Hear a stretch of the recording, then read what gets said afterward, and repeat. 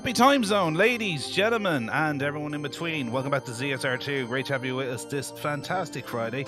Today we have got some Link to the Past, no major glitches league action for you today with this Dark World round 2 matchup between Relkin and Humbugh. Always fun to have some NMG League action on here, and this time will be no different. So, without further ado, I'm going to shut up and leave you in the capable hands of your commentary team today, Rob J. Beasley and Twinmo. How's it going, everybody? Hope you're looking forward to this race as much as I am. Yeah, we've got Relkin versus Humbugh here, two very accomplished NMG runners. Relkin with a 124 PB and Humbugh with a very low 126. So, yeah, two very competent gamers here. And yeah, I'm joined on commentary today by Twinmo. How's it going, Twin? Hey, Rob, how you doing? Doing pretty good to myself.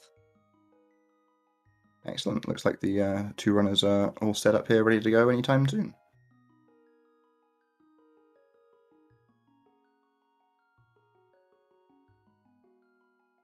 Also, I have to say, with their file names, I'm loving how a typo of Pog has taken off.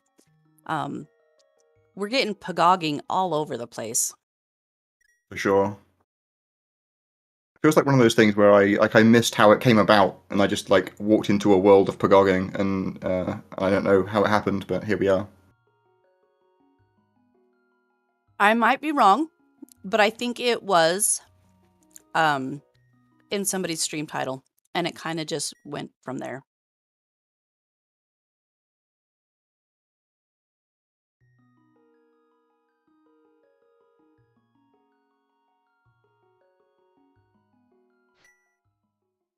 Alright, looks like we've started the race. So we get to start with 30 seconds of tech smashing, and then we had to endure escape as well. Yeah, 30 seconds of text messaging and 11 minutes of just slow walking before we get to the fun part. Yeah, the boots definitely changed the dynamic of the speedrun pretty substantially. But until then, we're going to be walking around, doing lots of pumping to try and squeeze out those extra frames. Yeah, I was recently informed that even if you do pumping bad, it's not saving you any time. So the fact that these runners can actually get those frames from pumping is impressive to me. Yeah, for sure. Especially on screens where there's more complex movement going on, it's just really easy to mess up your normal movement by pumping. So yeah, on a screen like this, you can just sort of pump down along that wall, and you can't really lose any time by doing it badly. But yeah, rooms like Stealth Room that we'll see in about a minute or so, you can definitely mess up your movement in general in that room by pumping, and it can maybe not be advised.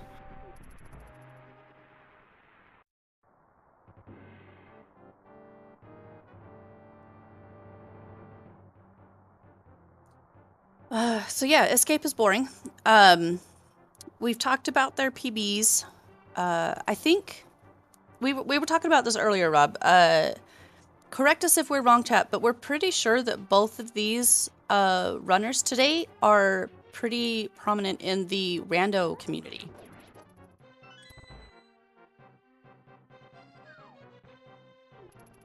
And it's really great to see a lot of rando runners stepping into the speedrun scene and doing such a great job at the speedrun. Yeah, for sure. Lots of rando players just who haven't done runs of the game, but because they've played so much rando, have kind of become pretty good at it, can pump out some pretty good times pretty quickly if they come across to start speedrunning. Humbugh is certainly one of those that I know that's improved a lot recently, coming from rando, and brought his time down a lot.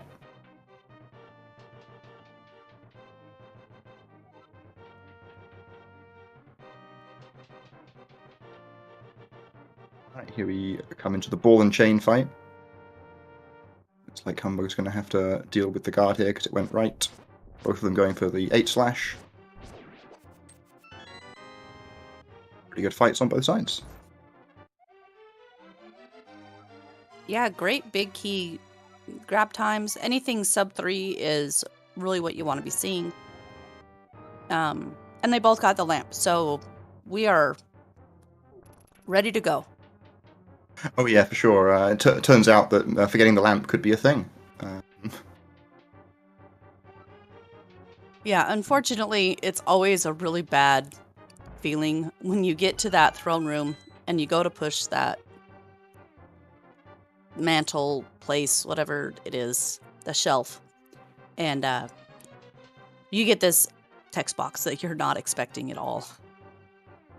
Yeah, for sure. Unfortunately, my opponent in my league match last week unfortunately had exactly that, so not ideal.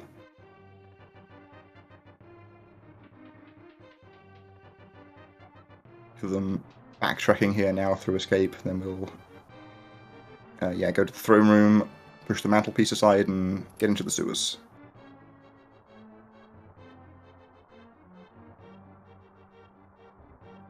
There's a surprising amount of RNG in escape, which doesn't make it exciting, but it at least makes it a little bit more interesting.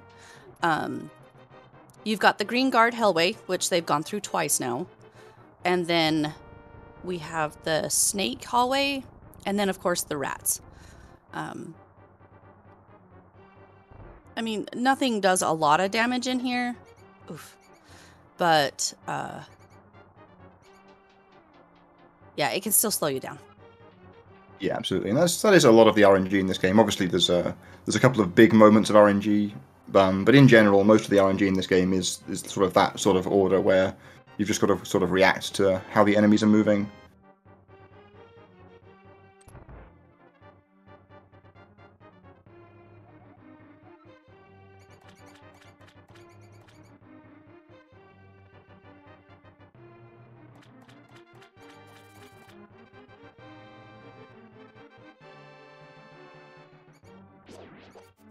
Relkin gets the key rat stopping in the corner there, and yeah, also decent RNG from both. Not the fastest, but I mean, it's not the Northwest rat, so you take them. Yeah, for sure. You never want to see that top corner key rat. It's just so slow. Yeah, And especially if another rat can get up there as well and block your boomerang. It's so bad.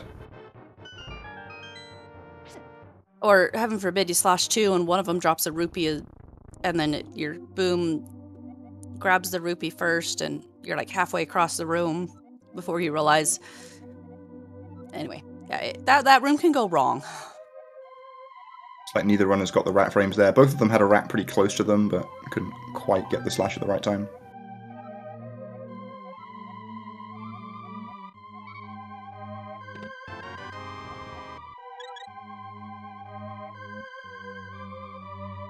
Everyone's going to pick up Sankart here.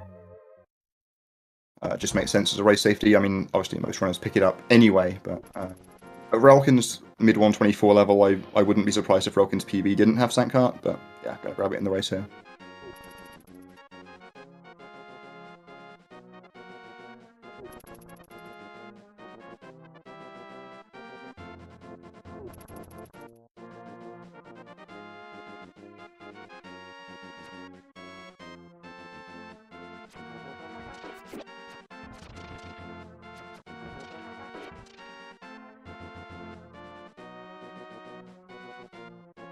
Both players now making their way across the Eastern Palace overworld. Didn't have to do any serious boomeranging of the Octoroks there on that overworld screen. Now we're on the last overworld screen here. Again, just dealing with a little bit of RNG there. Humbugh gets a nice clear path there. It's been a really nice overworld from both of them. It's a hard overworld. It doesn't look like it is, but at least for me, it's hard not to just get your face rammed full of Octoroks every time you're trying to turn around. Yeah, absolutely, and it's also just about striking a balance between sort of, playing it safe by making sure you boomerang things that are in your way versus, not wanting to slow down whenever you can.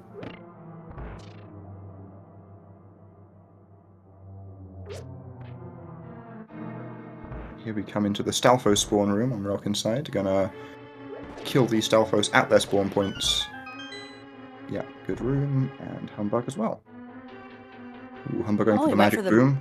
Yeah, the magic boom. Saves, what, like 4 frames or something like that? It's very minimal. Yeah, I'm not sure the exact time. It's just, yeah, like the time it takes to boomerang it versus the time it saves you on the refill at the end of the dungeon. So you don't actually need that magic for anything.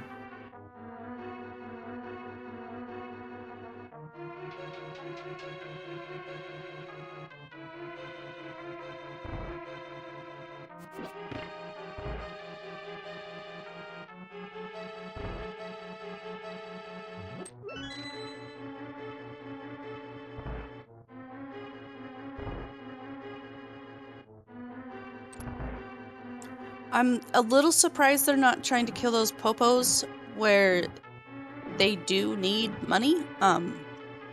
Maybe they're just trying to hope for money from the double readies room. I'm assuming both of these guys will go for tree poles, which means you have to have at least,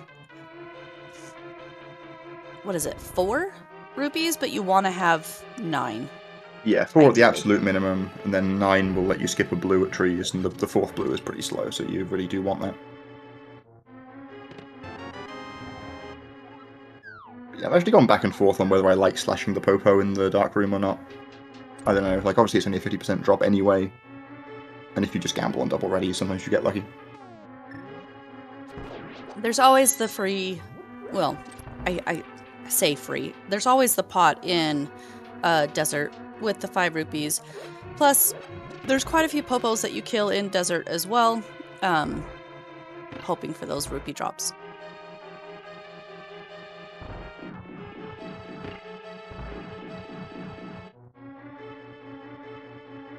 Neither of them getting too bothered by the cannonballs. Reasonable Zelda Gamer Room RNG. Yeah, from both of them.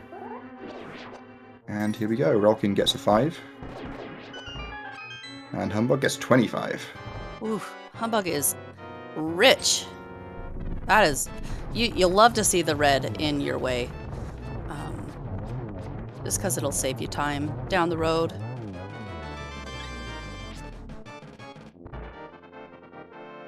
Alright, clean almost quick kills on both sides there. Humbugh must have got both arrow dropped as well. He's coming out here with ridiculous resources. 26 rupees and 12 arrows coming out of Amos. That's, you love to see resources like that. Relkin is not bad off in any way, shape, or form, but the arrows are so limited through the entire run. We're not looking at just the next split. We're looking at 2 or 3 splits down the road with our resources. And sometimes even further than that with our resources. Yeah, absolutely.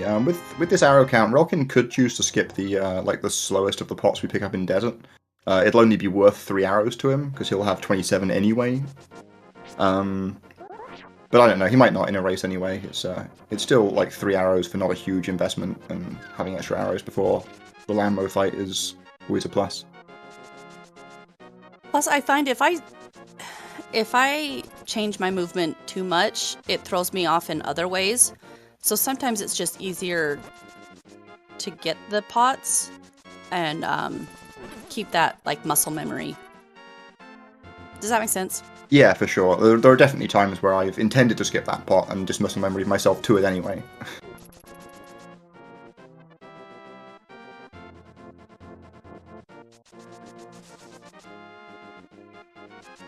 All right, no unholy spin speeds. You'll love to see it. Yeah, definitely one of the least beneficial spin speeds. You can squeeze out a few frames with it, but definitely not worth going for if you're not nailing it most of the time.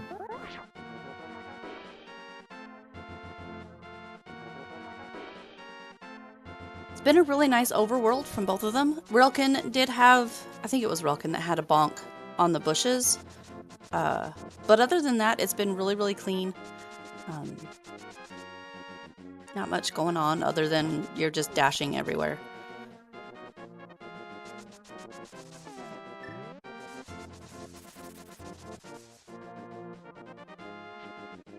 So them using the menu to book in the corner there to set up, not dashing through the water.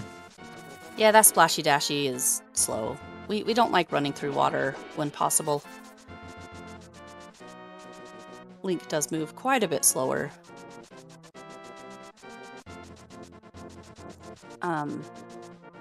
So I was talking to my chat the other day and how it's weird that this category doesn't allow save and quits, where almost every other category in this game does.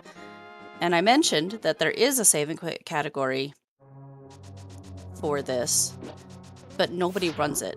Does anybody know why people don't run the save and quit category? So my understanding was that basically it was pretty arbitrary. Like when the weekly started happening, they just sort of had to pick a category and chose no save and quit. For, I don't know, I guess some sort of preference of the people who were in the community at the time, and that's just the run that's then stuck.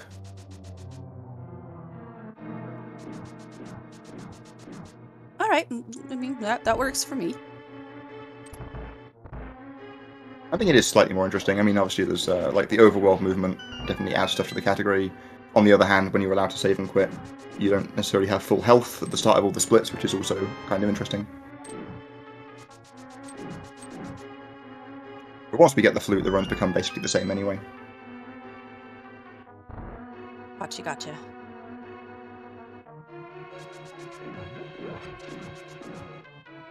And yeah, Humbugh is going to grab that arrow pot. Definitely don't blame him for that. Okay, so that was the slowest pot. I was trying to figure out which one was the slowest one, because they all seem pretty fast. The slowest one, obviously, is the one right before Landmo, which you hardly ever see. But yeah, I usually think of that purely as a backup. Like, you don't... Yeah, you only grab it when your arrow count is actively bad.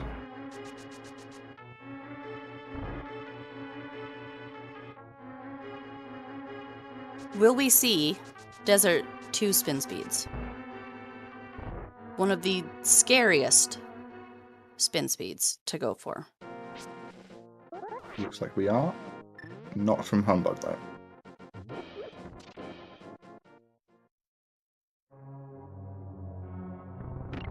And yeah, relkin... Sorry, go ahead.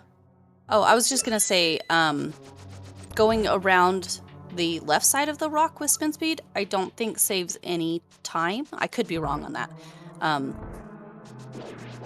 Yeah, I'm not sure. Like once you're using the menu buffer to lamp anyway to try and stop it, yeah, I don't really see the benefit of going around the left side.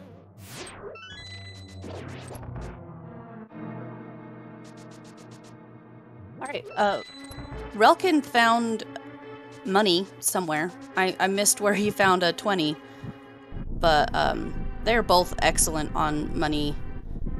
Both have really good arrow counts. We're just at the whim of Landmo right now. Yep, here we go. See how many cycles we get. There's a decent opener from relkin. Ooh, Humbugh didn't get any arrows on the last one there.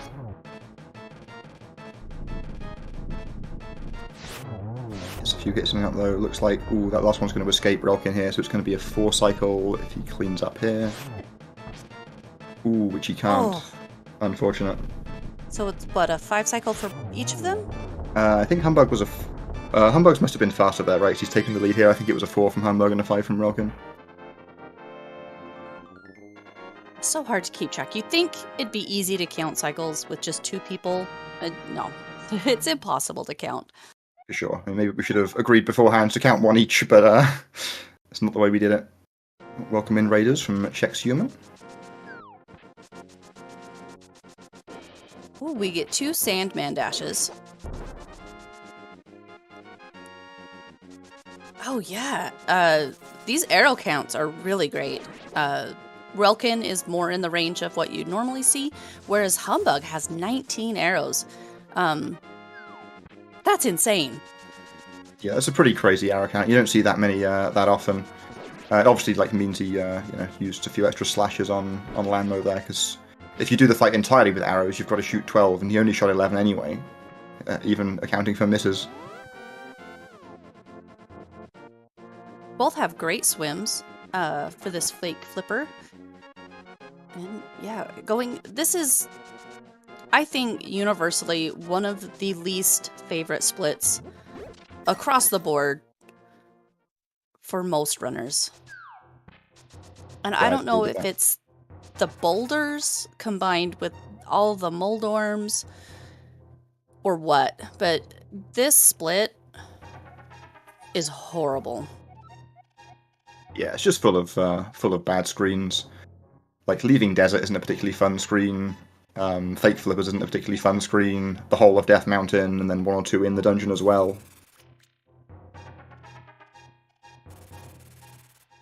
Plus, there's some pretty punishing time losses, not just from taking damage, but if you miss the bomb jump, per se, that's a pretty significant time loss. If you get knocked off the platform fighting Moldorm, that's more significant time loss. It's just so easy to lose time in this split.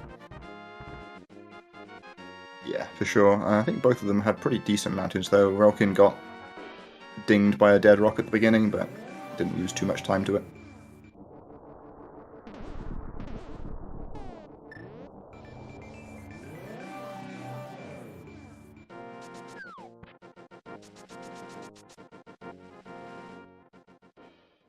Bug just being a little bit spooked by the dead rock outside Hera there, so we're almost synced up again now.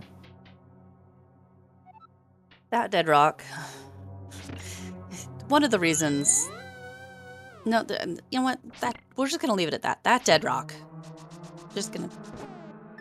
Oh yeah, it's going to be waiting for us on the way out of the dungeon as well to ruin our day again. And when we come back up for Ether. Yep. And like it's always in your way. You ever get that dead rock on the bridge during the Ether split? That's a fun one. I haven't yet, knock on wood. Throw the salt over the shoulder, every other superstitious thing you can think of. I have not got it yet. But I've seen it, and I've seen somebody hit it, like, I think they had the hook shot at the time, so they must have been doing Meyer shopping. And they literally hit it with the hook shot until it got out of the way on the bridge. It was like 5 or 6 hits. It was crazy.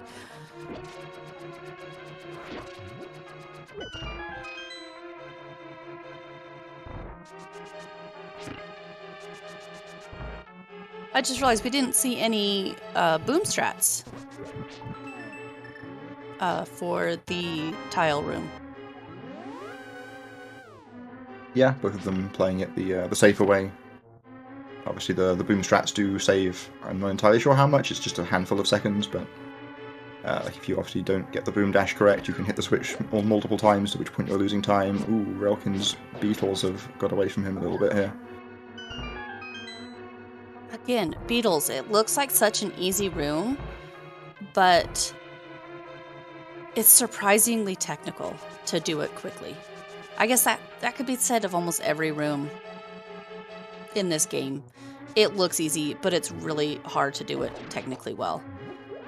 Yeah, Beetles feels like a screen that I think I play it well most of the time, but every now and then I just lose the ability to do it completely for about a week.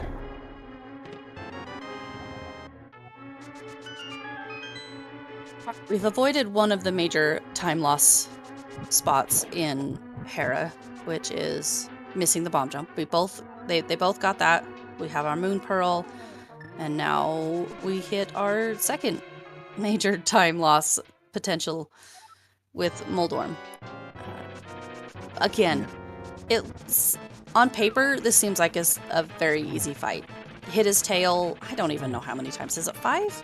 I can't. 6. 6, okay. I don't keep track. Yeah. But to do it fast, which is fast is like what, 30-second fight? You try want to be around 30 seconds. Yeah. It's such a difficult fight. Yeah, for sure, especially when Molon hangs out on the left-hand side there. Relkin coming into that fight with 2 hearts, played it a little bit safe, but does get through it. Right, we got good Dead Rock RNG from Humbugh, so he was able to get the spin speed, no problem.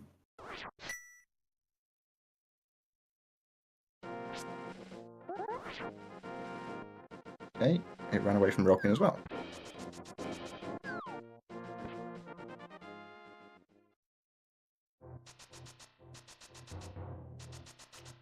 now we are going to see the tree pools you mentioned earlier. Yeah, both players are going to be able to skip some number of rupees here because of their very high counts. So Humbugh's going to be able to skip a red in addition to the blue here. See how relkin does it? Yeah, just going to leave most of the blues behind and then grab all the reds. So even if you didn't need the blues, you have to pull that tree in order to get the reds, correct? Yes. Because, yeah, that's you need to pull that tree to reset, and then we take 0 damage, ideally, before the next tree pull. Really solid Master Sword times. I'm jealous. I'm just gonna say it. I'm jealous of these Master Sword times.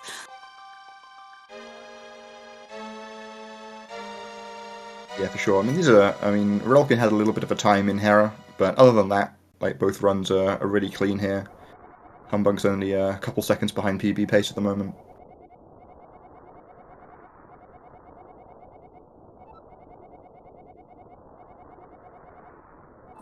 Humbugh got hit somewhere. He's down half a heart. Oh, I did not see that. Was it before or after the tree? I don't know. We're going to find out here. Oh, he's going to have to do yeah, backups. Those are greens. Okay. So this is going to cost us another few seconds. I don't know enough about tree pulls to even remotely understand backups. I just know you have to kill a bunch more enemies. Okay, it looks like Humbugh might know the optimal backup here. Yeah, dash through. Okay, and then killing that guy. You didn't need to kill that guy, but it was in the way anyway, so... Because then we also dash through another guy here at the bottom, but yeah, that was actually a really nice backup.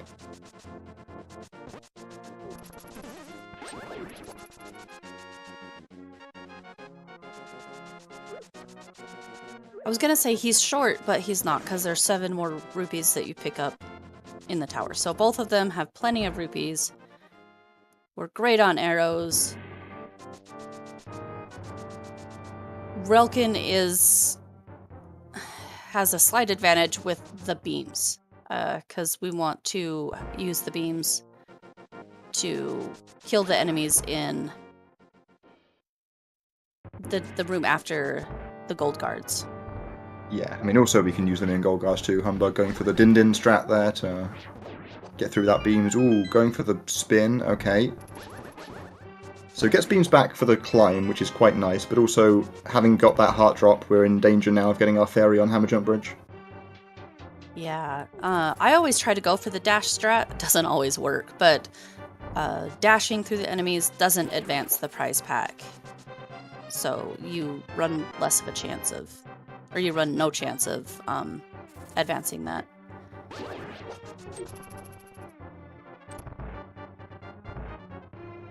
Unless I'm wrong. I could be wrong. No, that's correct. Okay, phew.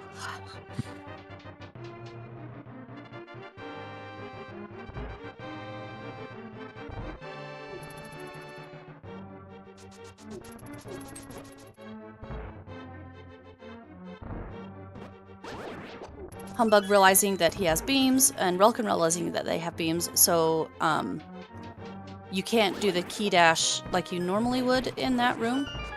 There is a way to get the key dash, but it requires a little extra movement.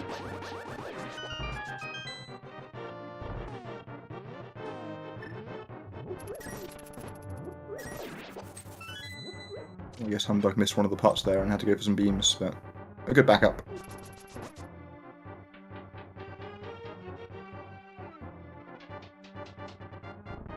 Didn't quite move down far enough to get through that door there.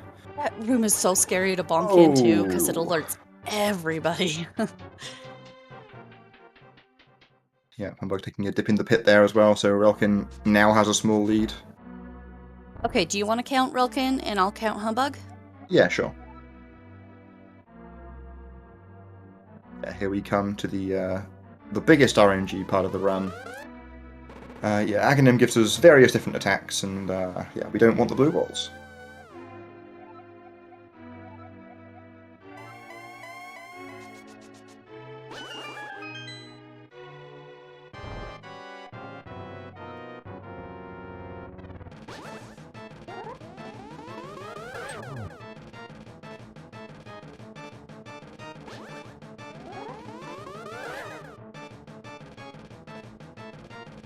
Relkin gets a ball at the first possible opportunity.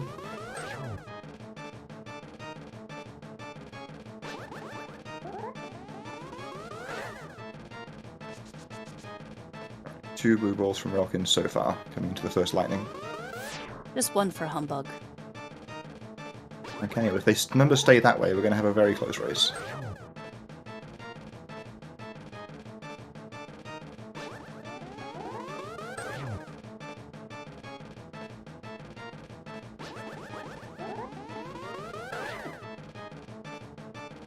Humbugh's up to 3.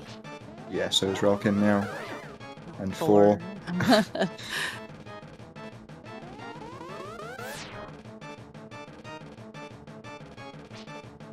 This guy can be a real... He can put a real damper on the run. And 5th. Mm-hmm. Could still get as many as 7 if we get unlucky. Okay, Relkin's done with 5. And humbugh has 6, I believe. Alright.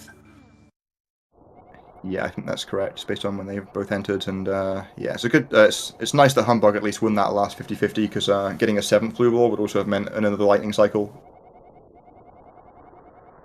So it would have been like -12 to get another one.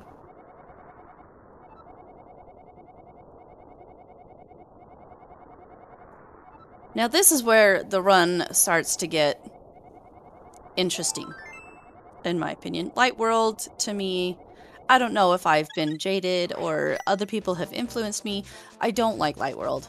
I think it's rather boring overall, although there are some highlights that make it a little bit interesting. But Dark World has so much more interesting things in it. Yeah, And, sure. The run definitely gets a bit more intense here. Mm-hmm.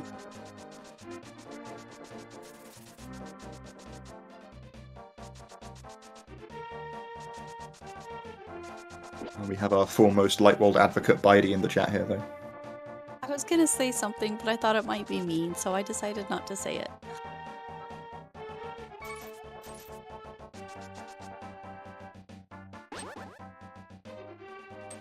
Relkin, just boom something. I do the same thing, and it scares the crap out of me every time, but...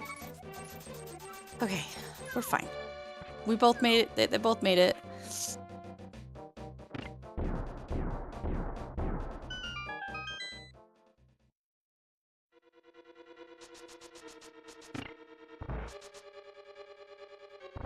So we've got a couple of technical things in this dungeon. And some of them maybe aren't what you think. I personally think that the room Relkin is going into is quite technical because I'm always getting hit by this fireball.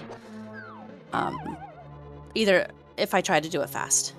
So trying to do this fast is really technical. The next technical thing is not forgetting which time through this dungeon that you're on, which is also something that I believe I've done. I think every runner has done it at some point. Ooh, Relkin down a bomb there after getting bothered by the jelly.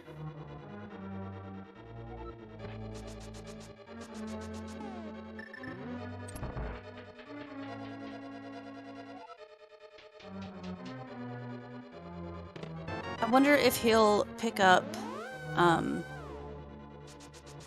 both bombs on Hammer Jump Bridge. Yeah, I think he will. I actually saw him practicing hammer jump a bit before the run started, and he was grabbing both bombs there, so I imagine that's the plan now.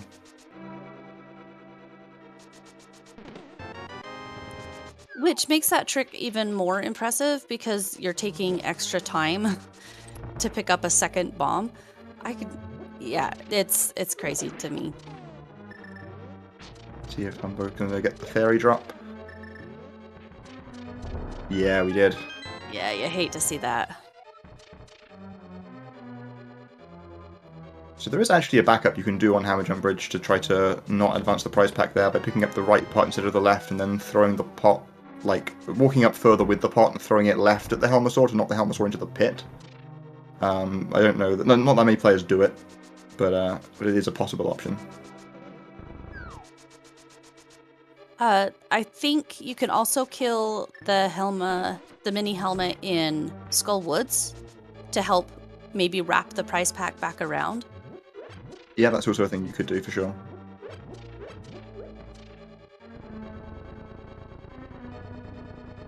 And yeah, as much as we would really like to have that fairy in Turtle Rock, there are advantages to getting that prize pack advanced as well. You're more likely to get the 10 arrow drop, which can be really powerful. Relkin getting a 5 drop from that top mimic, which is fantastic for him. And Humbugh stopping for his. Humbugh didn't have to stop for that 5 drop. They would have been fine without it. But it's so nice and comfy to have those extra arrows. Yeah, I'm pretty sure I'd have sacrificed, I don't know, like a dozen or so frames for them as well. 17 is just such a healthy arrow count at this point.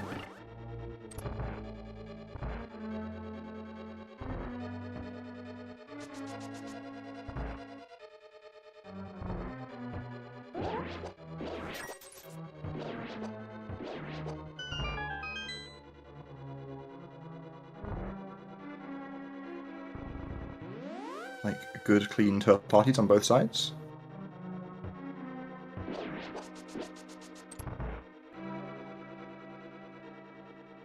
And here we go into the Helmasaur fight.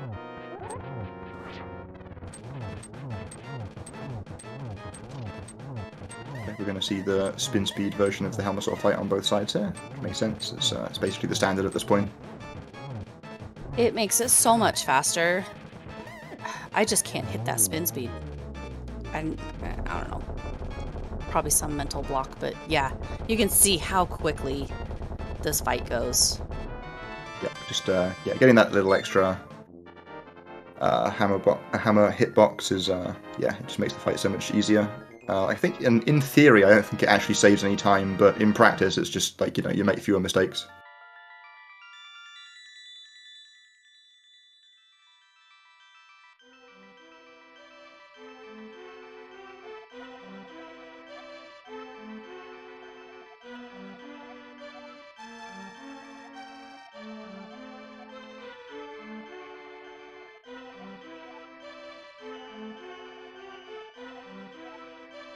Unfortunately, the downside of being in the Dark World now is that we get longer cutscenes at the end of each dungeon.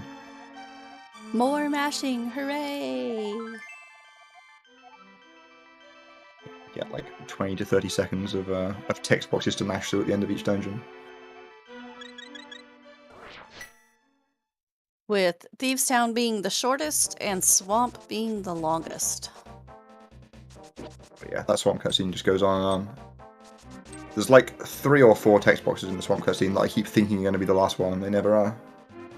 I always just look for the number 2. And I'm like, once I see the number 2, I know that it's really close to the end. Other than that, I'm just like mindlessly mashing.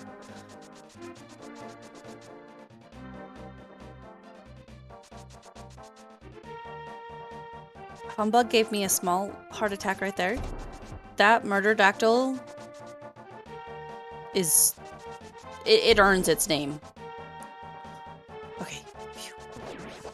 Yeah, because a few tries to get the hammer dash across the bridge there, but... yeah, just, you know, slash the enemies to keep them away.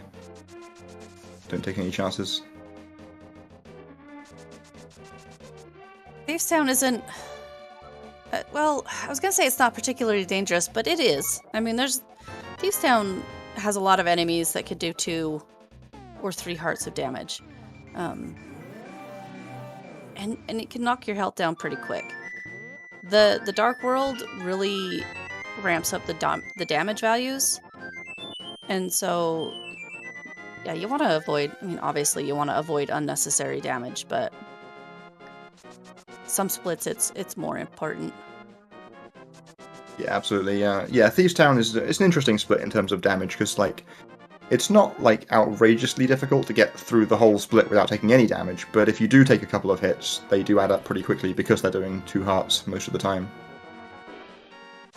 But yeah, Thieves Town also the 4th Dark World dungeon in the developer intended order, and we're doing it second here, so...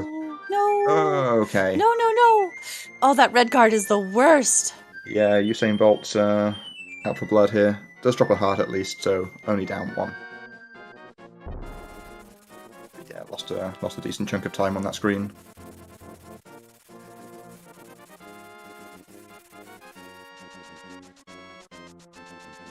I don't know about dying in Thieves Town twice. If I die in Thieves Town once, I usually reset. Race obviously is a different cup of, or a different animal. But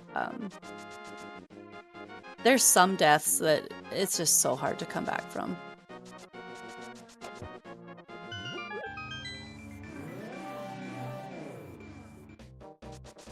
Yeah, I mean, the scariest thing about taking a bunch of damage in the Thieves Town split is that you go into blind on low health and die there, and then, like, blind refights are miserable. Never done it. I always reset. I am such a chicken when it comes to blind refights. I need to learn it, but I'm probably not.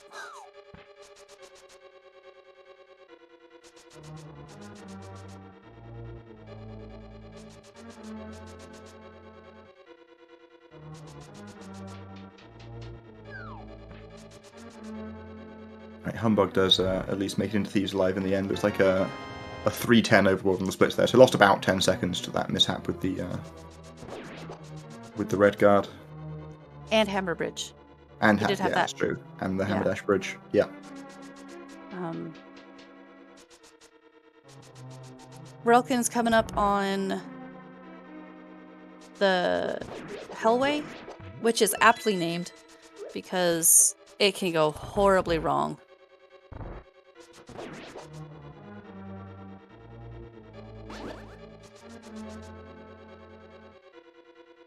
Alright, here we go. Hits the pixel and gets good RNG. Really nice Hellway. So nice when you get that. So nice.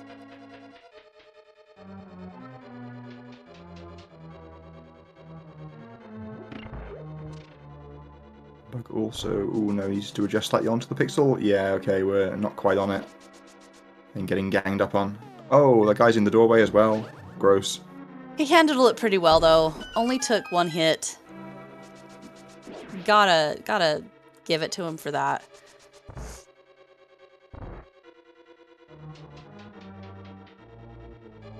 And these crickets, I maintain, are one of the worst enemies in this dungeon because they're tiny and they just scuttle around, but they do 2 hearts of damage. They're so mean.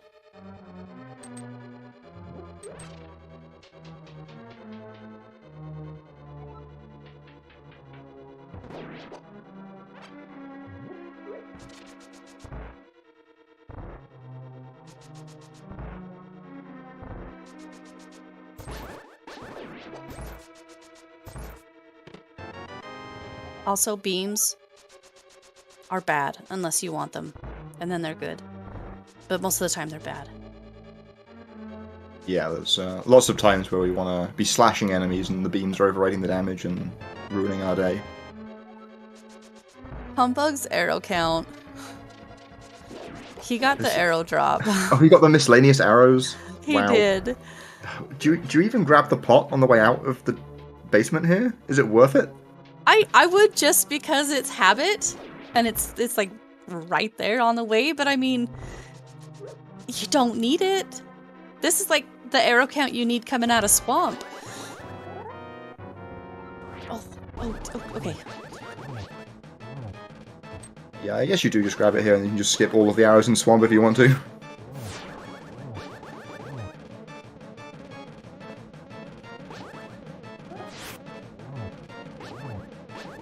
Am I gonna get banned if I say it? Oh, about the nature of the blind fight? Yes.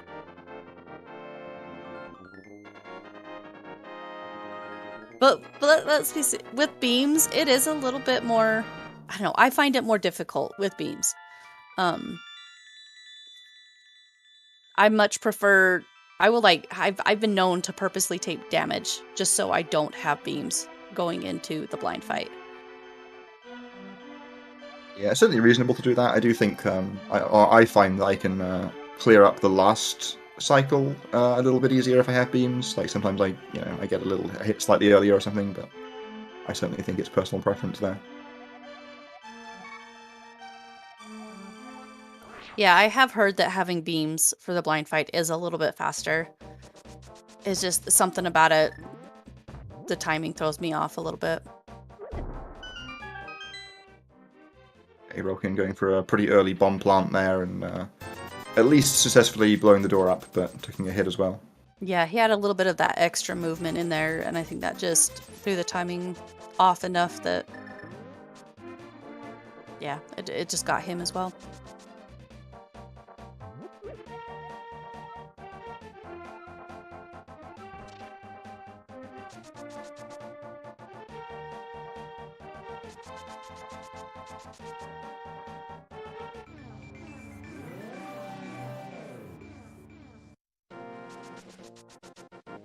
Just got a couple of small errands in this split that we need to do before we can move on to Skull Woods.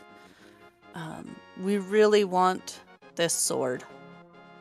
It will be our only sword upgrade, or our last sword upgrade, I should say.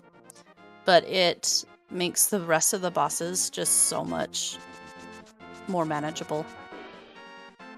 Yeah, the main reason we do Thieves Town as the second Dark World dungeon is because the mitts are what unlocks the smith here, and then we get the tempered sword for all the other boss fights.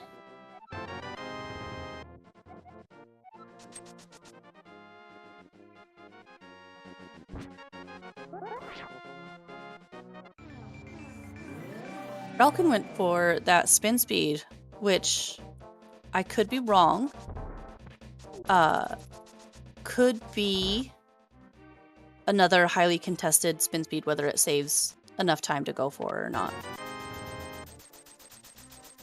Yeah, for sure. I think it might actually be the spin speed that saves the least time in the normal route.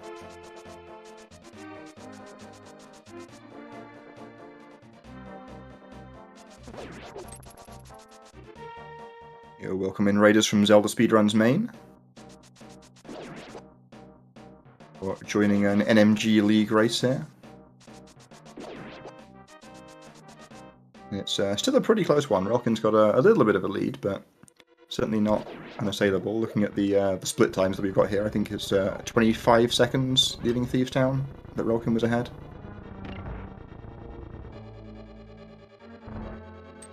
Yeah, certainly not out of the out of the realm of catch-upable. Is that a word? It should be. Humbugh can still catch up, depending on what happens to Relkin. Not that we are commentating, cursing anybody. We don't want anything bad to happen. Just saying. Humbugh could catch up. I think Humbugh's statue here is fine. Yeah, okay, I was concerned it was a pixel too far right to hit the switch, but it was fine. Relkin did a bomb jump setup that I don't think I've ever seen before. That was an interesting one. Okay, we do not... Oh no, we got Stacy. We don't really want the fairy. Because, again, beams are bad. And in Skullwoods, they're doubly so. Yeah, there's a couple of situations where they can be awkward. I did once get that fairy when I'd taken a bunch of damage, and it was great though, but yeah, most of the time it's annoying. Yeah, you see, Relkin, I think they took that damage from that beetle intentionally, just so that they wouldn't have beams going into the back here. Oh, here it is again. Okay, stayed out of the dash path.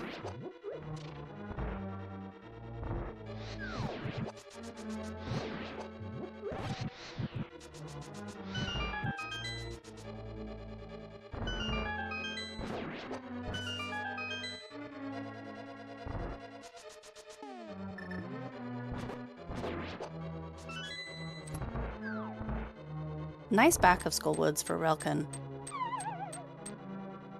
Yeah, for sure. Alright, here we come into the moth fight. Gonna try and get ourselves a double hit here, which I think he did. Then should just be one more hit. Yeah, good fight.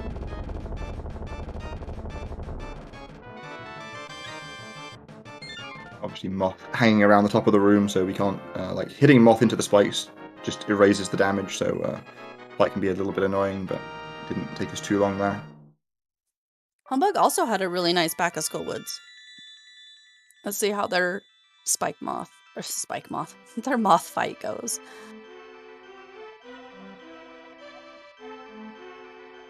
This is why I like to have the fire rod still equipped when he hangs out up there. But still a pretty good fight. And yeah, we're both in the two runners in the cutscenes. What more can you ask?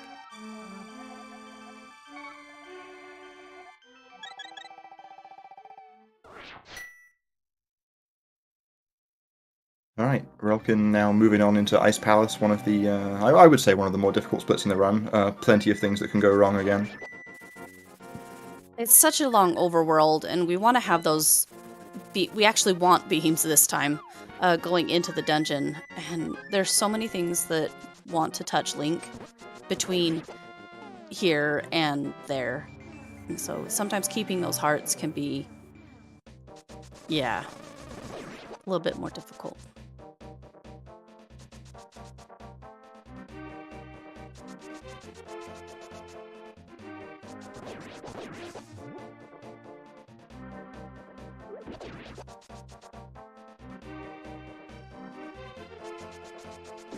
Relkin enters the lottery and wins.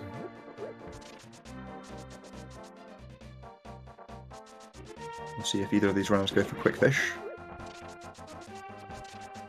I don't have audio on. Did Relkin toot his flute? I didn't either, but I would imagine so most of the time. Okay. Did Relkin hadn't taken damage there, right? I usually only see people pick up that bush when you're trying to farm the heart. I didn't see him take damage, but maybe they did? I don't know. Okay. Humbugh also wins the lottery, which is good. Excellent. Relkin into domain here. This is another screen that looks pretty easy, but is very hard to optimize. And there we go in the water. Okay, I have to say it. If y'all haven't heard me do comms before, watch King Zora's eyes. When he throws the flippers at Link, they go all wibbly wobbly, and it's funny.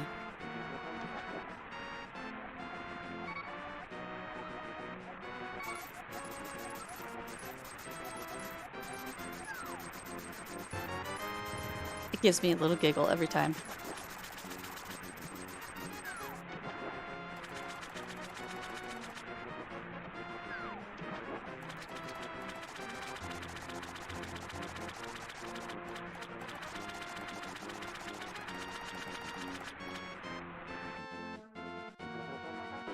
Alright, here's Relkin now into another one of the screens. It might be my least favourite screen in the game, honestly. Tiny Warp. It's just impossible. I really thought he was going to get hit by that crab. The way he menued, and the crab was right on top of him. But either he didn't, or he did and it dropped a heart immediately, because I don't know. He's got full hearts. We're good. Yeah, exactly. Here's one of the screens we want beams for, to take out that jelly, even if it was sparking, which actually it wasn't this time anyway.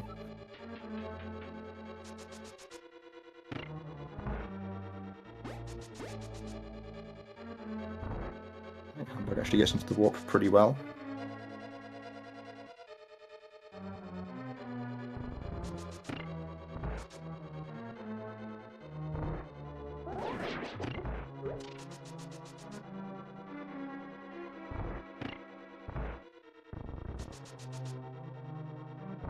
Vulnerable floor, another one of the hard rooms in this split. Yeah, like you said, this split is just full of hard floors, or hard rooms.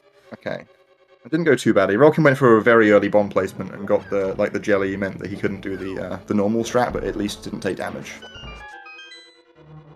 Yeah, he will lose a little bit of time here in this room to hit the switch, but not too bad.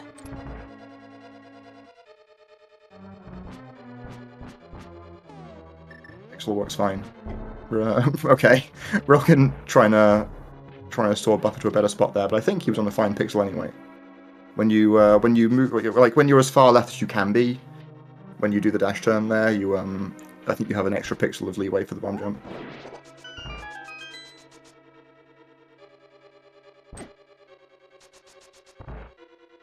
Been a really nice ice palace from both runners. Yeah, Relkin even gets the stair clip.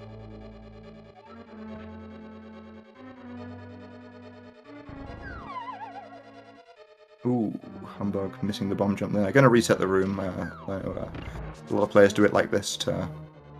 Because like Link's movement after falling in the pit is a little bit awkward. I don't think this is a good pixel.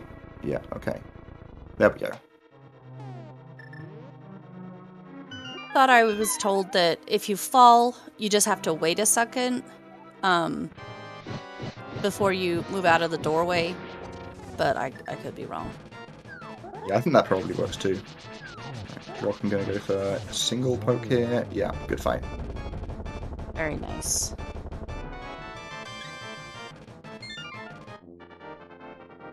Humbugh not quite getting the stair clip, but getting like clipping through the stairs, but not into the loading zone. So probably about broke even.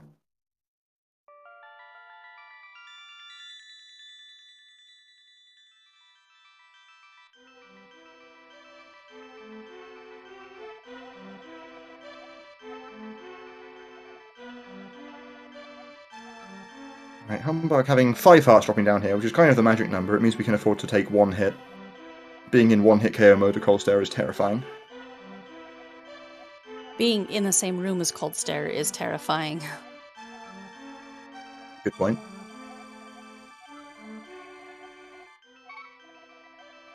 But nicely done.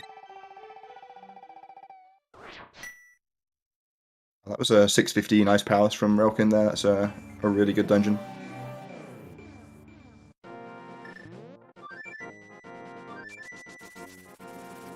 Now, what kind of other errands are we going to see? Oh, okay, Relkin's just going straight to Swamp. So, they are a hook speed climber for the Ether, which is, I don't know. I'm not going to poop on anybody's parade with their shopping choices. But I don't like this one. Yeah, looking at Relkin's split times, looks like Relkin is a fellow boomer shopper. I'm certainly a fan too. I just like having the hook shot on Death Mountain too much.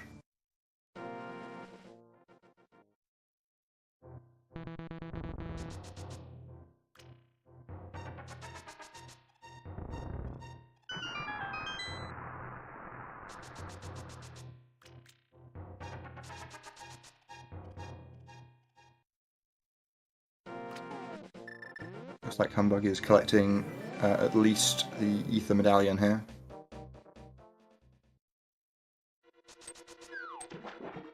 Yeah, this is when I prefer to pick it up, just because you have a better chance of getting or having full hearts going into Mire. Doesn't guarantee it, because there's still a freaking bird outside of Mire, but it gives you a better chance.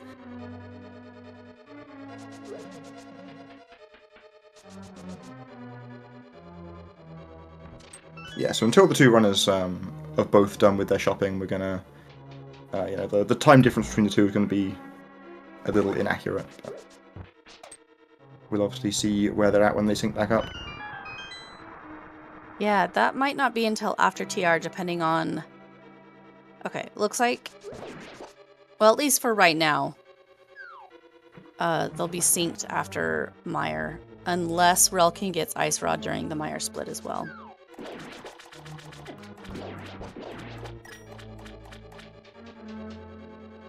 Yeah, I think Relkin does. Just looking at the split times there.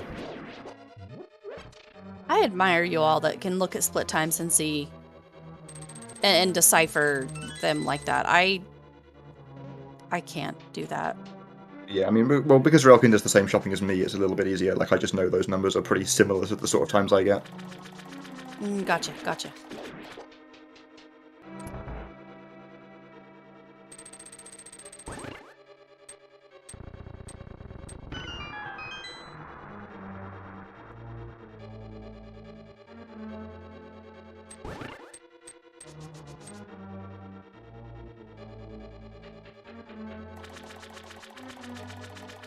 Not much to talk about in Swamp.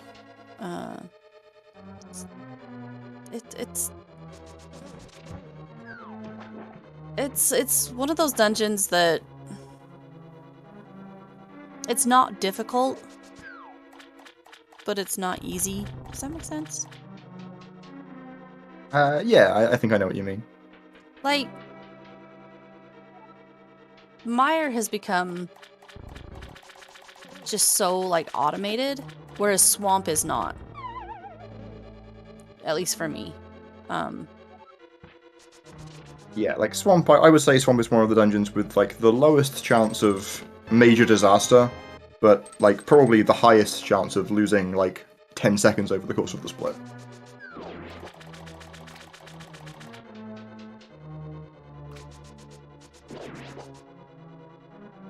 Just because, like, every single room has potential to lose half a second to annoying enemies and the like. Yeah, lots of opportunities to take damage when you, like, kind of least expect it.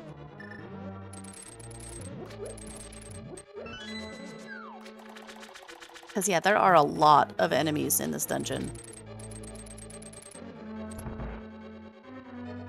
Yeah, and of course, Swamp is the intended second Dark World dungeon, so we're doing this one really late, so the enemies don't hit very hard, but yeah, it's just incredibly easy to get chipped away at. Take a hit on every screen. I'm still marveling at Humbugh's arrow count. Oh yeah. Humbugh's gonna want another... Oh no, hang on. Yeah, Humbugh's gonna want another bomb coming out of here, though, unfortunately, so can't completely skip restock room.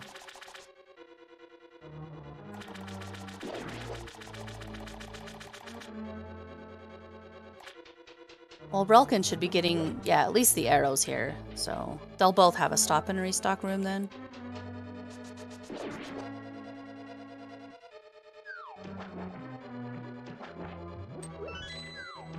I didn't notice if Humbugh also grabbed the first bomb in Swamp. I mean, I would prefer to grab that one versus the restock one if your arrow count is good. But Humbugh did fail Ice Palace Bomb Jump once, right? So it might have just had 0 coming in here, I'm not quite sure. Yeah, I'm not sure. Ooh, relkin with the empty cycle there on Argus. Nearly gets the 0 cycle, but just not quite. Yeah. Good second phase, though. Humbugh getting another miscellaneous arrow drop there. Doesn't even need it.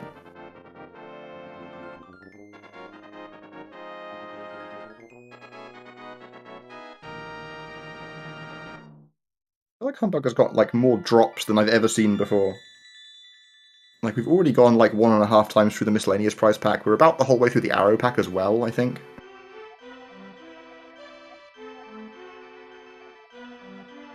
We're unfortunately far away through the fairy pack as well. Yeah. You could see the difference in the execution starting to show up. Relkin's just slowly gaining time on Humbugh. Yeah, for sure. Relkin's having a pretty nice Dark World here, actually. I momentarily forgot that he still needs to get Ether, so that's maybe why he's... Yeah, the lead's not quite as big as it looks, but it is still But it's pretty still- substantial, I think. yeah. It's probably close to a minute at this point. Okay, Humbugh deciding that while grabbing the bomb to just grab the arrows anyway and have a full 30, why not? All the arrows for Vidi coming up. Yeah, and here comes relkin making good use of that hook shot. Flying up the mountain.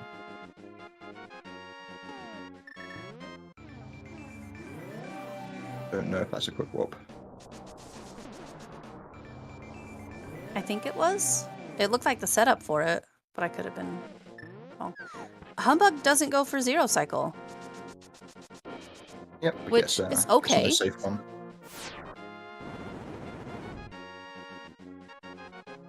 I'm just so used to everybody going for 0 cycle nowadays.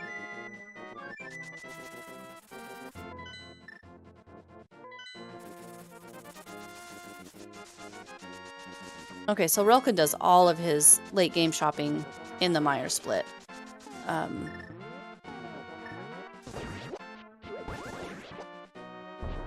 Which means we won't, depending on where Humbugh gets Ice Rod. I can't see him getting Ice Rod in Misery Mire.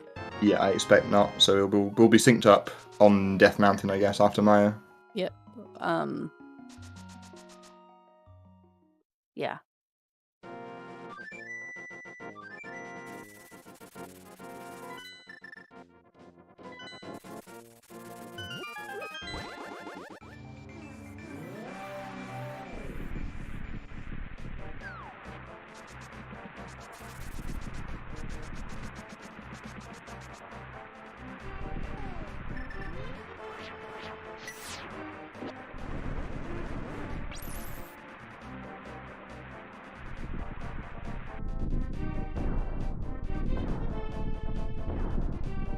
Oh, we are seeing Ice Rods during the Maya segment here. I'm wrong again. All right, yeah, this is not a normal, like, not very many people do this particular shopping route, and the two most common by far are All in Maya or Ether Swamp, Ice Rod, Turtle Rock. So a little bit unconventional here, but it does mean we're going to sync up sooner.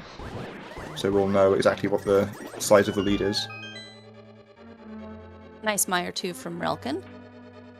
I didn't actually see Relkin's Maya entry time, so I can't compare just yet.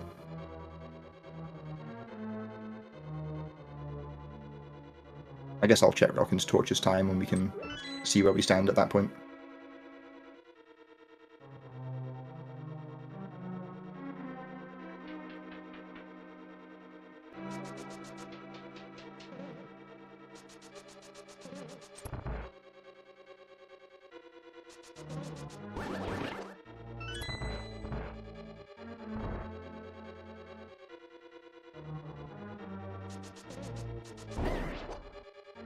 And getting bombed there.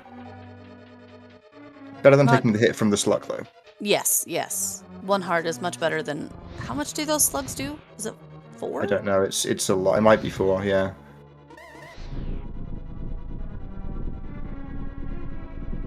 Because we're going to want to take quite a lot of deliberate damage towards the end of the Maya split as well, between the Spike Key and the Vitreous fight, so you want to have as much health as you can going into the back. Oh, so I completely missed Relkin's Torches time, so never mind.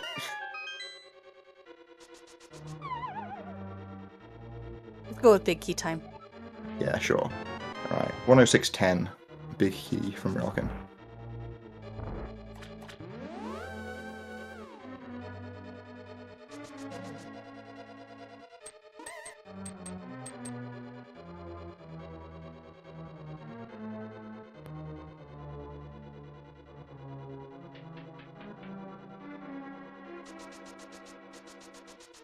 Interesting. He doesn't go for Spark Gamble.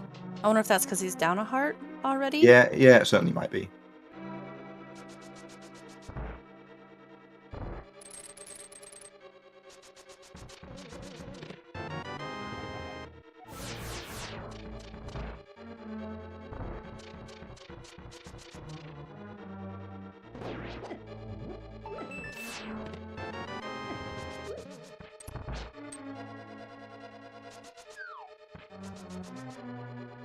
See if Relkin tries to farm any health in this room as well.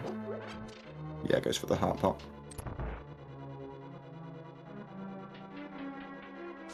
Alright, 107.16 big key from Humbugh. So 1 minute and 6 seconds is Relkin's lead as it stands.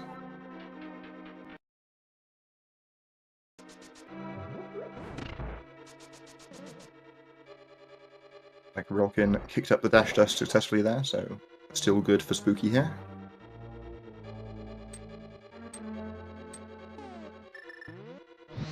Spooky is one of those little glitches that looks impressive and like hard to do. Ooh, Oh, okay. Unfortunate. yeah. I was gonna say, but it's really pretty easy to set up and everything. But yeah, you do one wrong input and you lose the spooky value. But still definitely worth going for. Yeah, I'm quite surprised the second shot missed though. Like it looked like he landed up correctly to fix it. Oh, Doomtat saying he might frame rule the anti-fairy. That's pretty unlucky if that's what happened.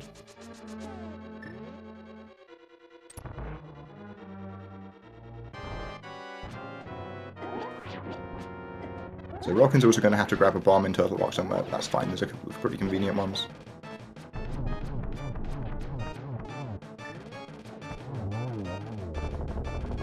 Really nice video fight.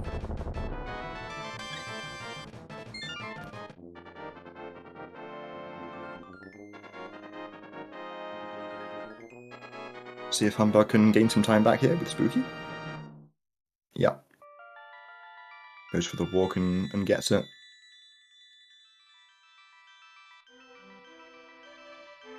Very nice spooky rooms from Humbugh. Yeah, so going to eat into that deficit a little bit.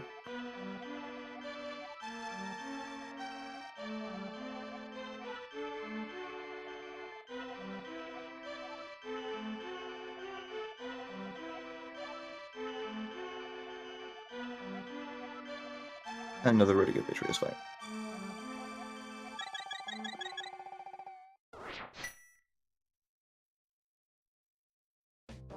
21 arrows is like a pretty typical count coming into Vitreous, so to have it leaving is pretty nice.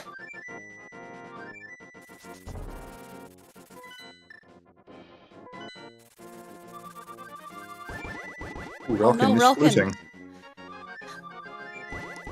That's an unfortunate time loss.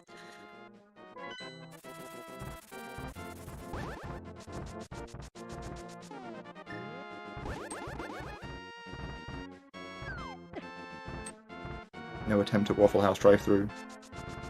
Heckin' squirrels. Are always in the way.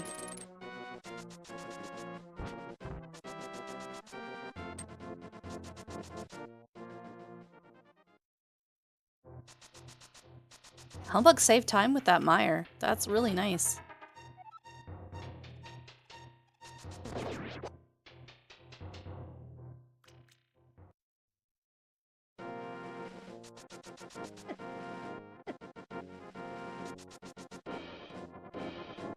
Alright, Relkin being bothered by more dead rocks, but didn't get blocked at least.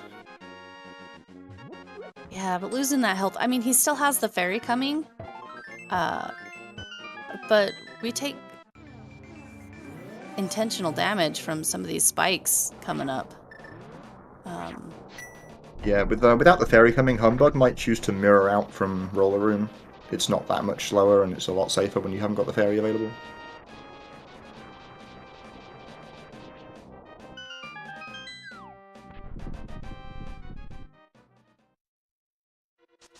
And although we know Relkin will be getting a fairy somewhere in Turtle Rock, we just don't know exactly where. It could be from the first Pokey we encounter, and it could be from the last ones that we kill. We just don't know for sure, unfortunately.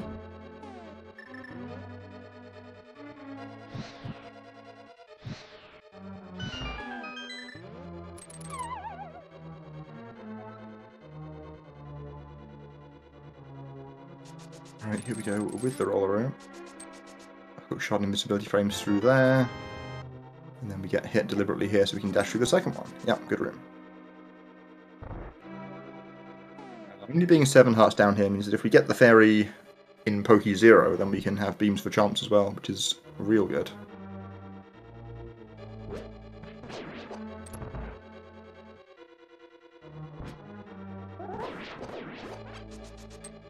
Ooh, no such luck. I'm leaving the key behind as well. Free bomb out of it, though, that he Yeah, doesn't and need. unfortunately, yeah, he grabbed the entrance bomb, so he doesn't need that one. Gotta be careful now. Okay. Looks like Humbugh is going to go for the normal strat here still.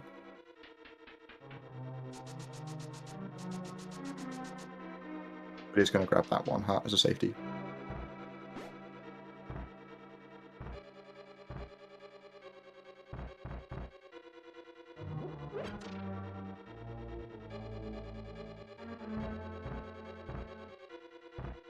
Yeah, Relkin grabbing the Turtle Rock arrows there as well would have come up one short for Ice Armos otherwise. Humbugh choosing to ignore the magic drop there is a little sketchy when you're not at full health. Okay. Oh, geez. Yeah, this is dangerous territory now. Yeah. Oh, Relkin got the fairy in Poke's 1. Right. So that's should be set for the rest of the dungeon now.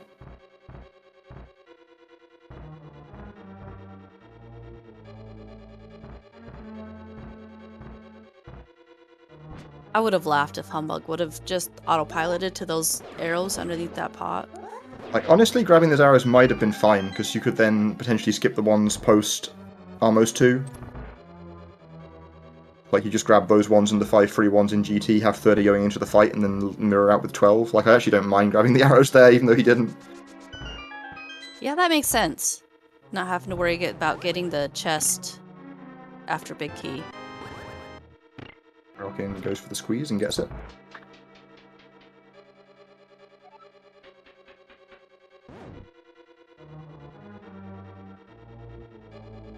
Okay, if Humbug, for some reason, doesn't get a fairy here. I mean, he shouldn't, but I mean, who knows? His drops have been insane today. Careful, yeah. Oh, Yeah, you can't release that spin darn there, it. unfortunately.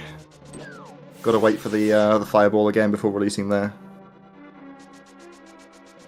I was gonna say I would take the safety door on Laser Bridge. Yeah, I certainly wouldn't fault anyone for that either.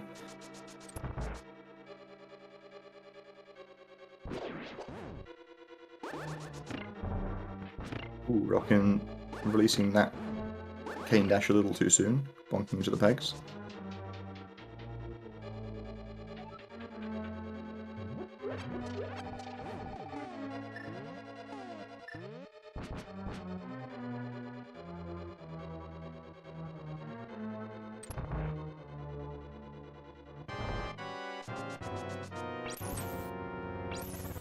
Okay, Relkin's got to be a little bit careful here now.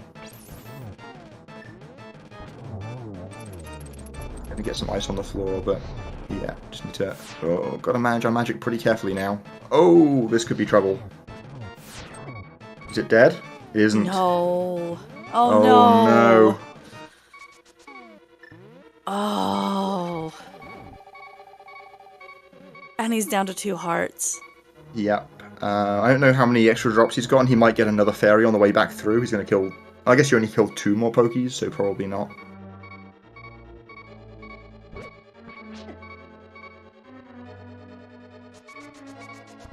Pretty brutal Turtle Rocks from both players here.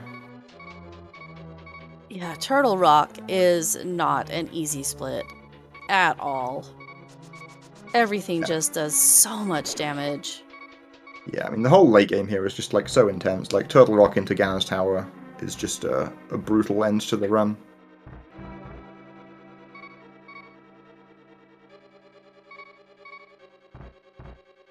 Relkin at least remembering to go into the correct pipe. I almost always muscle memory the first pipe, but if I'm died in Turtle Rock...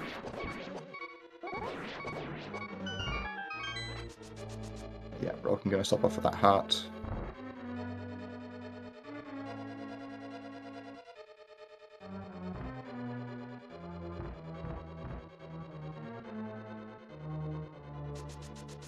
Yeah, Humbug. I like that dash cancel from Humbug there. Just saw the pokey coming and didn't want to risk it.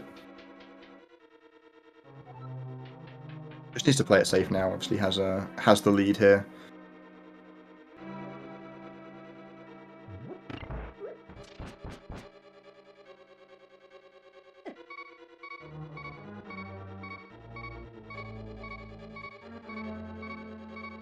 Something that was pointed out to me, since we're waiting for fights to go, the fire bars in Ice Palace actually go slower than the fire bars everywhere else. I did not know that. Okay, Humbug just giving me a little bit of a heart attack on the last phase of Trinex there. Had a decent first half of the fight. Yeah, we made it. And Relkin is back to Trinex. Let's Yeah, to answer the question in chat there, humbugh got the lead because Relkin had a rough Trianx fight and ran out of magic and had to mirror out. Gets through this time though.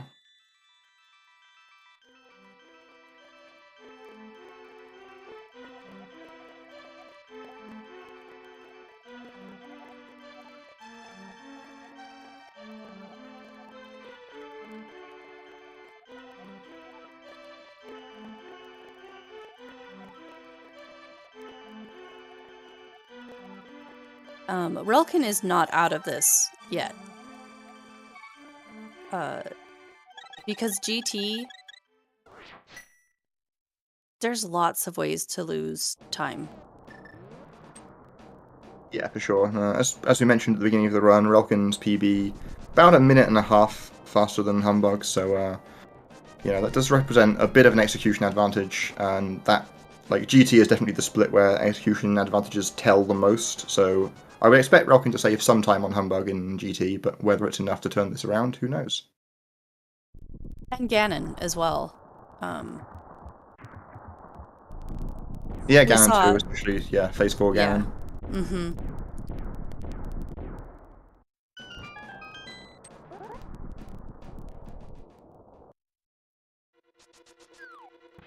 Looks like 37 seconds behind coming out of Turtle Rock, so yeah, for sure that can be made up.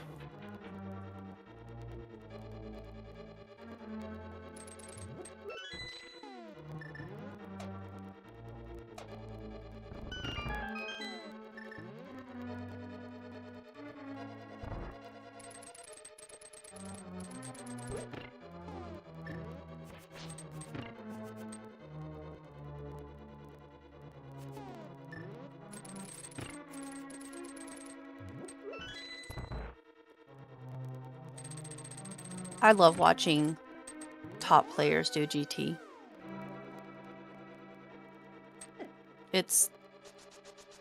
Some of these rooms are just so well done. Yeah, like the harder execution parts of the game, when done well, just look so impressive.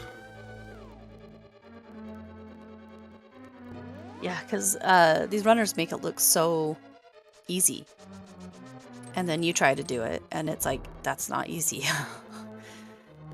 But yeah, it's... The basement, you don't see it as much. But once we get up to Gauntlet, that's when the experience really shines. Ooh, humbugh getting the drain there. You don't want to see that. You really want that magic for upstairs. Yeah, there's a couple of pots we can route in to try and fix this a little bit.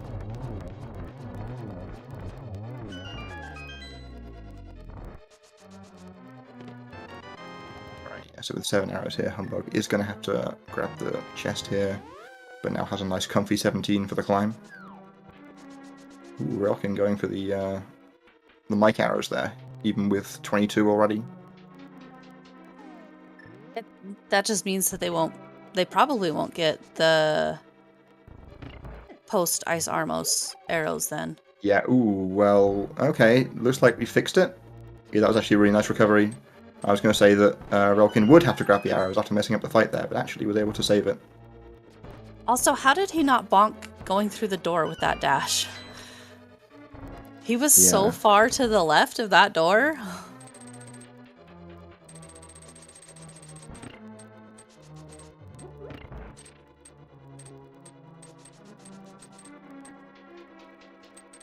I didn't see it happen. It looks like humbugh picked up the magic pot before Mimics. So yeah, back to slightly better now. We can grab another one in Gauntlet 3? 3.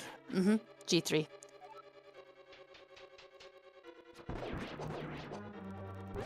Or just get a drop. Or just continue his drop luck. This has been like the best drop luck I've ever seen.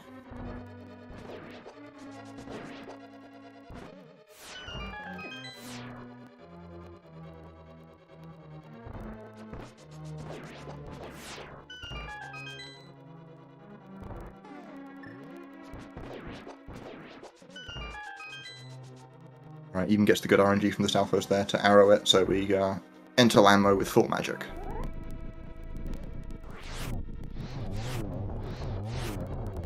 And gets the 1 cycle. Very nice. Meanwhile, relkin, oh, unfortunately didn't have any arrows for G4 here, so got the bad RNG and gonna have to fire off this guy as well. That's okay. He still has good magic.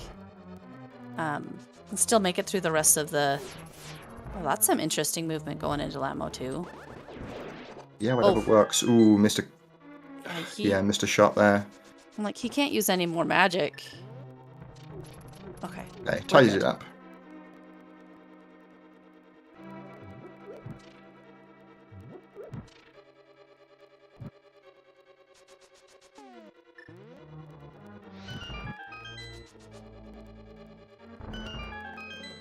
Okay, so for those of you who are watching who maybe don't run this game, but play like Rando or something, the cane strats in those Wizrobe rooms are actually really easy to do, and it's so much fun, and it's so satisfying.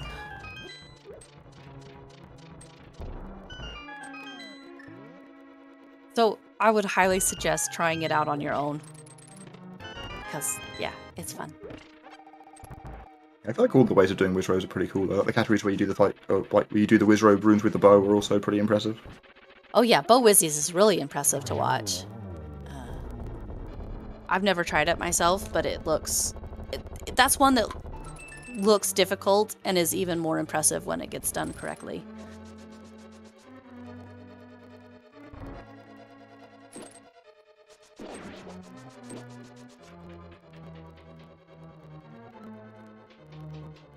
Alright, Humbugh coming into another one of the very complex boss fights. Aghanim 2, Geometry Wizard. Oh no. Okay, 1 hit there. Well, he also took a hit. He Yeah. slashed him. Ugh. Yeah, got to be a little bit careful here. That was a really nice triple. Humbugh does have enough health that this shouldn't be a problem. Like, I feel like as long as I've got more than 4 hearts dropping into Ganon, I should be fine. Like, you can afford to then get batted once.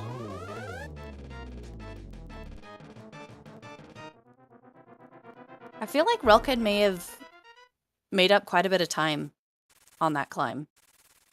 Yeah, looks like it. Ooh, that's really unfortunate blue balling there, though. I don't think we got any hits at all on that cycle. Wow, this RNG is pretty gross.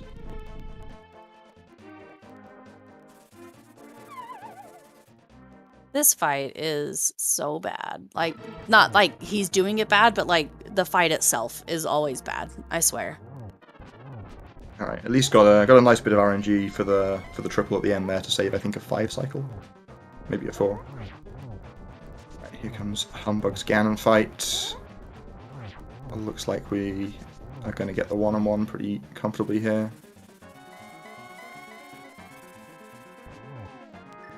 Alright, so that should be any risk of dying to Ganon over now in theory, because like the fire bats in this rest of the fight are now only going to be doing 2 hearts.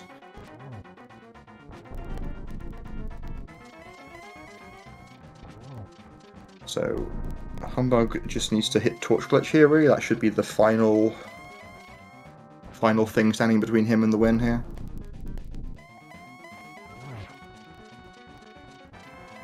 Oh, and relkin missed the 1-in-1. Yeah, wow, okay. Humbugh does get the Torch Glitch, doesn't get put in the pit by the bat there.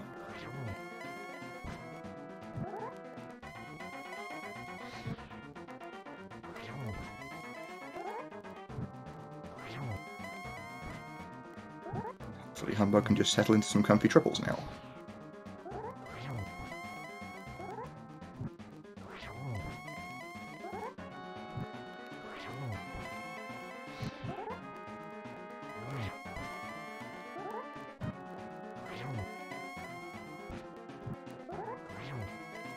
We're 1 hit away here.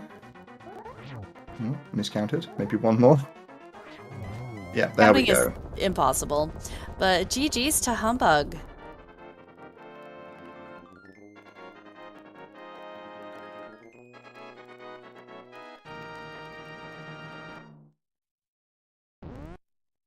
And we're going to cross the bridge there in a time of 1:28.25. Congratulations to our winner today. While Relkin is also pretty deep in the Ganon fight at this point.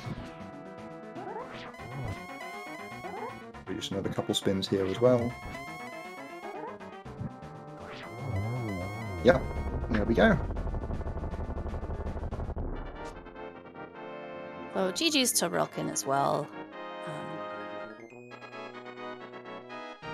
It was an entertaining race to watch. Yeah, it really was. Lots of back and forth.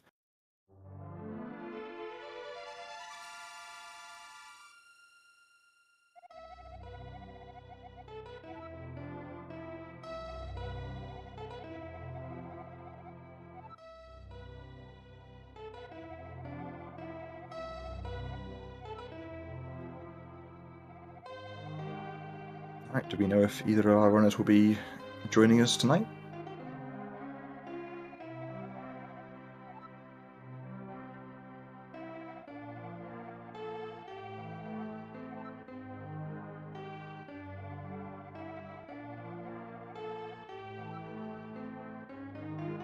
Yeah, that was a super entertaining race. Very close for quite a while, and then obviously a couple of disasters meant it swung back and forth at the end. But shout outs to both the runners for continuing after some unfortunate things, for sure. Definitely give these two runners a follow. Also follow my co-commentator, Bobby B's here. Also a great rando player as well as an excellent NMG runner. And follow Twin as well. No, don't follow me. Looks like we're joined by Relkin here. GG's Relkin, commiserations. Yeah, what are you gonna It was an entertaining race to watch, and thank you for putting on such a good show. And we're joined by our winner today as well, GG's Humbug. GG's, thank you. GG Relkin. do? GG's, buddy. That was an experience. It was.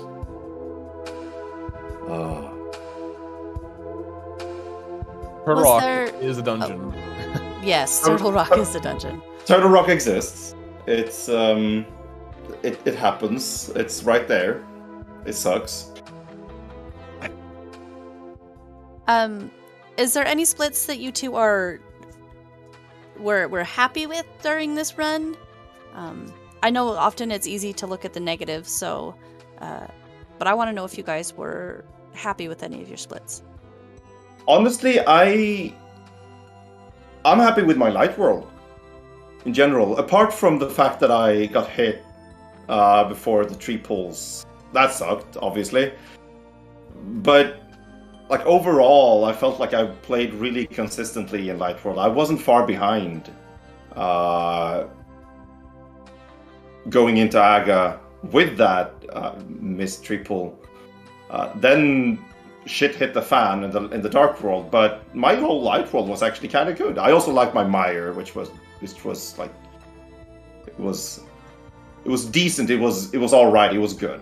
It wasn't anything spectacular, but it was still good.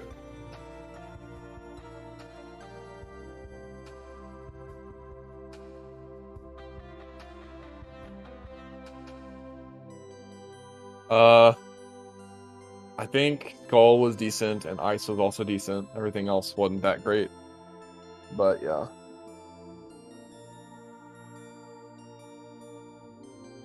I managed to score 2 sub-split goals, actually. The Hera dungeon, and which was by a second for whatever reason. And then the Ice Palace overworld. With the missed quick warp, so it just turns out that I'm not that good at Ice Palace overworld, but yeah. So parts were good, parts were disastrous. Yeah, I mean, you got into the tiny warp first try, so obviously you got the gold on the Ice Palace overworld. For sure. Yeah, that just makes the whole Ice Palace split free when you do that.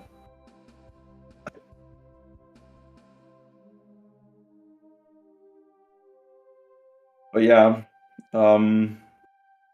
like I know what happened to Relkin, and I am like I did not think that there would be any way for me to even be close to Relkin at this point, because I mean, he is a remarkably better runner than I am. Uh, but it's just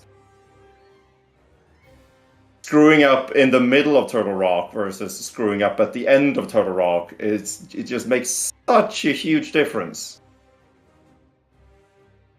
But it's just two screw ups.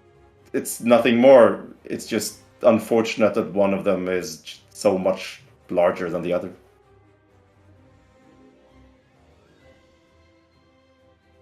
Yeah, And- I don't think I've ever run out of magic on Trinex in an NMG run. I think that's the first time I've ever run out of magic on Trinex in an NMG run.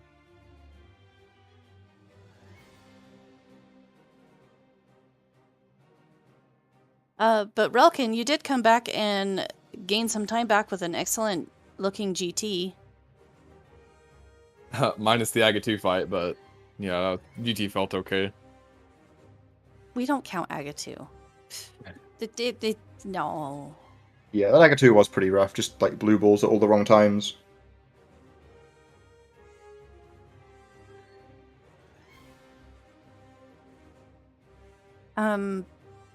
So going into next week, is there anybody you guys would like to be paired up with, or you're looking forward to being paired up with? I'll tell you who I'm not looking forward to get paired with is Airy, if that happens. Oh, yeah, the spicy 1-on-1 bracket. Yeah. Oh, like I'm not sure if there's any way for me to even answer that question. I am the one in this division with the worst PB, and somehow I'm 2-0. How am I supposed to do that? But yeah, seriously, I don't play these matches necessarily. Like my top priority. Obviously, it's nice to win. It's fun to win. Don't get me wrong. But my top priority is just to get a good run. And like, if it's against someone like Relkin, or if it's against someone like Doom, I really don't care. It's just fun facing players that are better at the game than I am. So.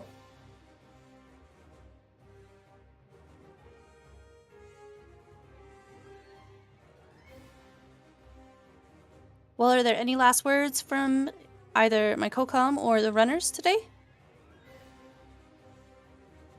No, nothing more than a huge shout out to all of you who made the restream possible.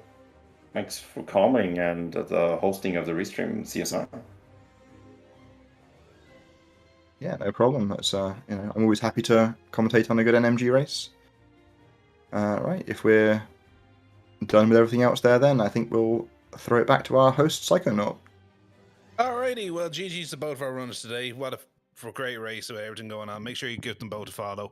All the information is in the chat right there. Thank you to both Rob and to Twinmo for the excellent commentary. Be sure to drop them a follow as well. Really appreciative of your time to help us put this on. We got a lot of action coming up over this weekend over here on CSR, including later tonight. We have another Breath of the Wild 90% tournament losers bracket round 2 matchup between oh god, I'm going to get this name wrong. Royal Hawk Song, I think it is. Empire Sigma. That's happening on CSR2 at about 8 o'clock Eastern. And then at about 8:30, we have the return of the Ocarina Time Randomizer Random Settings League with the Swiss Round 1 matchup between Emo, Soda, and Zopar. That's happening on right on the main channel. All the information about that and everything else we got going on is on the schedule, so please look forward to all of that. For the moment, though, we are going to send you over to Centipede, who was just playing some Ocarina. It was just not some Ocarina. He was playing some Link to the Past randomizer ladder, so be sure to go over there and show them your support. Thank you all so much for watching. My name is Psychonaut, and have a fantastic rest of your time zone. Bye-bye now.